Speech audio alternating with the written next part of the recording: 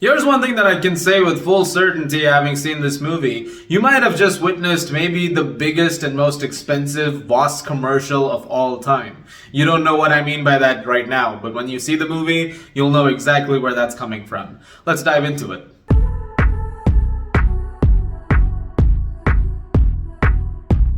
Smile 2 is the sequel, as you might have expected, to the 2022 Smile movie that was also directed by Parker Finn. That movie was quite successful and a lot of people really liked it, enough that it warranted a sequel. And it also ends on a cliffhanger that sets up other installments as well. However, in this one we follow a different protagonist, Sky Riley, played by Naomi Scott, a world-famous singer who is just beginning her tour once again, and as she's heading out, she witnesses something that severely alters everything around her, and she starts to see weird things happening, especially with people who seem to have big smiles on their faces, and creepier things begin to happen as the days progress, and it follows a very similar structure to the first movie in that once she's seen what she's seen, it just amplifies more and more whether or not those hallucinations are real or not, and this time it's a bigger scale because it's all taking place in New York City. I was actually quite interested in this movie because, like I said, I really liked the first one, but then this is such a drastic shift in terms of how the movie's story is being told compared to that movie. And I did enjoy the first movie. I thought it was an enjoyable watch. I didn't think it was perfect, but I thought it was a good time.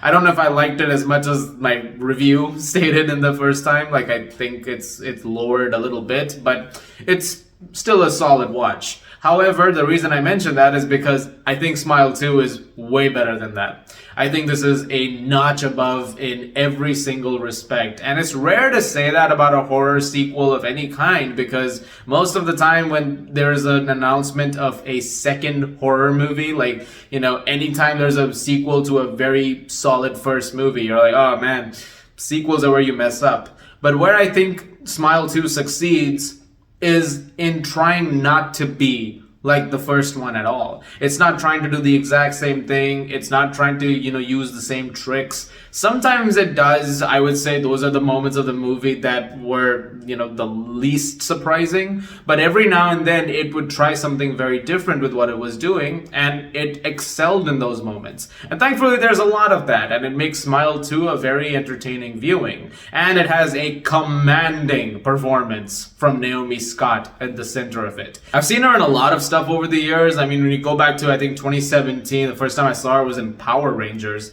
I'm pretty sure there's people who will tell you there's even stuff before that.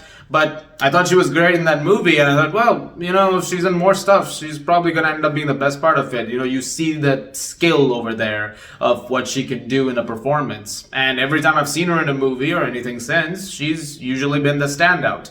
And over here, I think she's given a genuinely great story to work with, and she does it really, really well. She's also got a lot to do in terms of her performance. She's going through all kinds of highs and lows as a character, and as a singer, she's also excellent in the movie, as she is actually performing the songs as Sky Riley, and those sequences are pretty remarkable. I actually have to give a lot of commendation to her performance because a lot of the movie rests on her shoulders, and she manages to take it through to the finish line very effectively. The supporting cast around her is also really, really good. You get a few familiar faces, but you also get some new characters surrounding her, and they all did a really good job. And much like the first movie, there are these lines where it's extremely serious, but it also knows to have some campy fun with things.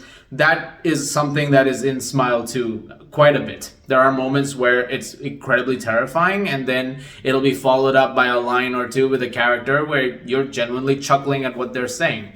And it's the balance of those two things, I would say, in this movie is considerably better than it was at times in the first movie. I think there is genuinely that sense of understanding here, and it pertains so well to Sky's world. But what I also think is so great about it is that the horror aspect of this movie, it goes into just the way she's perceived as well by other people. Because when you become a famous musician, when you're somebody who everyone has eyes on, immediately it feels a lot more daunting, it feels a lot more terrifying, and something that you would have seen anyway as a horror thing, this idea of someone just smiling back at you and doing something crazy, that's scary in itself. But then when you see a lot of different fans at the same time sort of coming in, descending upon you like that, it's like there is that added fear of being a famous artist in the world. And I think the film captures that very well too. There is that underlining theme against all of it, because all of her actions are things that are being, monitored in some way or the other. I find it incredibly interesting that the movie is able to juggle all of that. And I think it works very well. I think Parker Finn did a great job directing it and pretty solid job writing it as well. And eventually, as the movie progressed, it got increasingly scarier and more unsettling. And as a friend of mine said, traumatizing.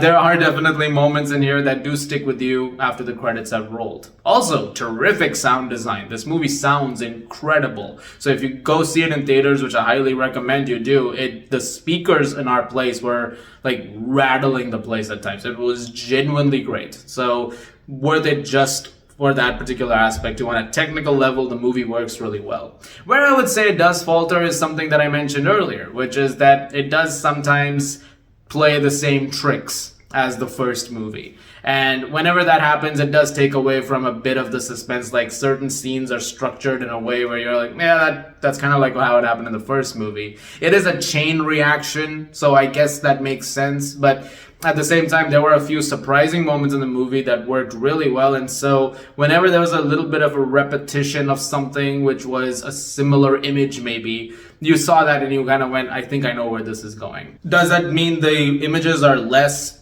satisfying or less, effective? Yes and no. Some of them are still very, very well done. You have to really commend the work that they've done to make some of those sequences come to life. There's a couple of really unique standout ones, particularly one where Skye is trying to get out of her apartment. It's a really, really great scene.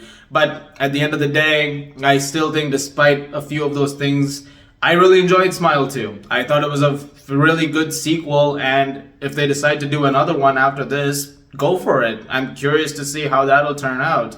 I feel like there's a solid vision here that Parker Finn has in mind, and he's executing that really well. And once again, just go see it because Naomi Scott in this movie is really a force of nature, and she's so great in it, and absolutely deserves all the love that she's gonna get. I'm gonna give Smile 2 an 8.5 out of 10.